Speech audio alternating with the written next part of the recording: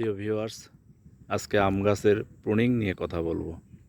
আম গাছকে সুন্দর করে ছোট ঝোপালো করে রাখতে হলে প্রথমে প্রয়োজন একটি স্পেশাল চারা। এই যে আমার এই গাছটি দেখছেন, এই গাছটি 6 ইঞ্চি উপরে গ্রাফটিং করা ছিল।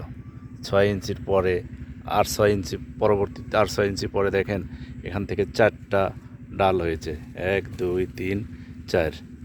এই 4টা থেকে পরবর্তীতে আমি আবার এখান থেকে 18 ইঞ্চি পরে এখানে প্রুনিং করে দিয়েছি। প্রত্যেকটা ডালই 4টা ডালই এখানে প্রুনিং করে দিয়েছি। এই একটা, এই একটা, এই একটা, আর এই যে এই একটা।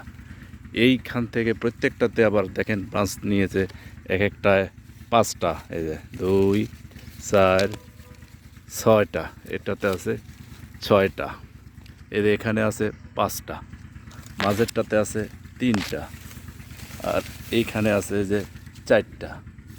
এভাবে প্রুনিং করলে গাছগুলো ঝোপালো হয়, ছোট্ট হয়, সুন্দর হয়। এটা হচ্ছে আমার বাড়ি 15 আমের গাছ। দেখেন কত সুন্দর শেপ নিয়েছে। ছোট্ট একটি চারা, 3 বছর বয়স,